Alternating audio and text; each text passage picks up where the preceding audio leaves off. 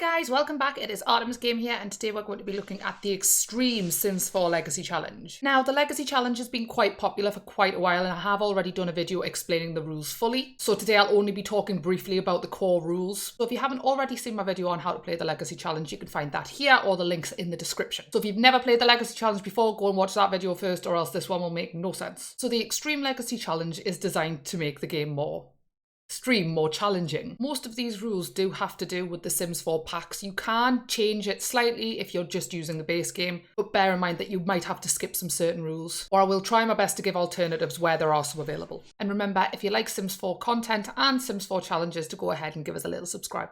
Thank you, let's jump in. So before starting the challenge, you need to decide which gender, bloodline and heir laws that you are going to follow for the rest of your challenge. Once you have picked them, you cannot change them. The most difficult gender law is the strict matriarchy, strict patriarchy, or strict equality gender laws. You only choose one of these three choices. The reason why this law is so difficult is because it requires that your sim has a certain gender of child, and you cannot progress in the Legacy Challenge unless that gender is born. So for instance, if you choose a strict matriarchy succession law, then your current generation must have a daughter for the legacy to continue. Strict patriarchy means you must have a boy, and strict equality means that it must be the opposite gender every generation. So if you have a boy for your first generation, you must have a girl for your second generation, you must have a boy for your third generation, and so on. Obviously, this means that you might have lots and lots of children, so be warned. Next up is the bloodline law. Now, the most difficult bloodline law is strict traditional or strict foster. In strict traditional, all heirs must be naturally born,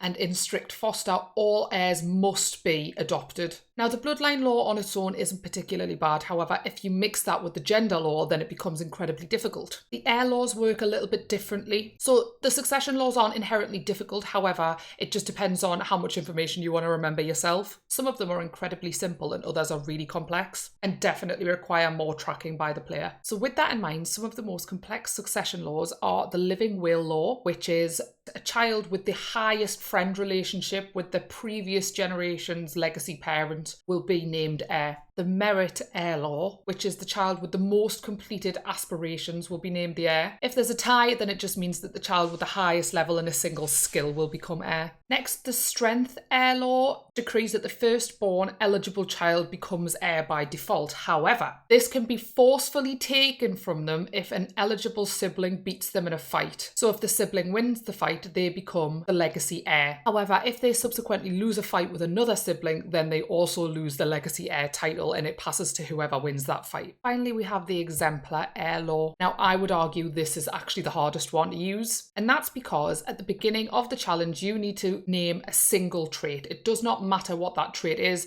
However, your founding legacy sim must have this trait. Any eligible heirs that your legacy sim has must be passed down to their child. That means if you have no children with this trait, it's over. Or you could just have 60 children until you get a child that has this singular trait. What the trait is completely up to you, but it cannot be changed once it's chosen. So that's the succession laws for extreme mode out the way. Now we're going to talk about actual playstyle. To start an extreme Sims 4 Legacy Challenge, you must have your founder move onto a 64 by 64 lot in Windenburg, or even worse, use the Chateau Peak 64 by 64 lot in Del Sol Valley from Get Famous. You need to demolish whatever is on the lot. When you move your founding legacy sim onto the lot, you need to cheat your sim's money away down to 0. You can do this by holding down Shift, Control and C to open the cheat box, then type testing cheats true and press enter. You then need to type in the cheats box money 0 and hit enter again. This will get rid of all of your available funds. As a quick side note, if you're playing with the base game, you can only get 50 by 50 lots. There is no such thing as a 64 by 64 lot. Also, if you don't have Get Famous or the Get Together pack, you can't use these lots. So what I've found is a list of 64 by 64 lots that you can find in each Sims 4 expansion pack, depending on which one you have. If you don't have any of these expansion packs, then you just need to use a 50 by 50 lot. The last thing you need to remember is that if you have the Sims 4 seasons, and if you don't, why not? It's amazing. Buy it immediately. I love it. Oh, best pack.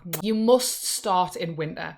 Good luck with that one. That is the extreme edition of the Sims 4 Legacy Challenge. So what do you get for completing this extreme Legacy Challenge? 1 point. You get 1 point. 1 extra point at the very end of your Legacy Challenge. I do also have another video I've done lots of videos on how to score the Legacy Challenge, so go and watch that one after this one. It's definitely best to start scoring from the very beginning of your challenge, or else you'll forget things like me. But if that's still not enough for you and you wish to be challenged more, hold on to your plum bob, because I have more. So this one is purely for the Get Famous pack. If you do not have Get Famous, then you can't do this one. All the succession laws stay the same for this. You can choose which ones you want. That is up to you. The same as last time, you're going to move into the 64x64 lot in Del Sol Valley. As already mentioned, you need to start the game in winter and use free real estate on cheat to get the Chateau Peak lot for free. Make sure you choose to bulldoze the lot when you move into it. You need to move your sim into the now empty lot and purchase the Knight of the Octagon table, and then use the money cheat to bring your sim's funds to 0. The lot must have the celebrity home trait. So the Knight of the Octagon table is going to be your family's prized possession. Before your founding legacy sim dies,